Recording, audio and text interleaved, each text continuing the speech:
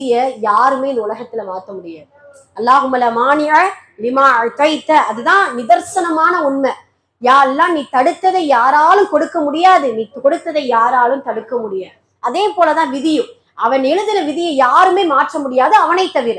எதனால் விதி மாறும் தெரியுமா? நம்மளுடைய துஆவும் நம்மளுடைய சதகாவும். சுப்ஹானல்லாஹ். உண்மையாகவே நமக்கு ஒரு ஆயுள் காலத்தை 30 வயசு 40 வயசு ஆயுள் காலத்தை எல்லாம் போட்டு வச்சுட்டான்.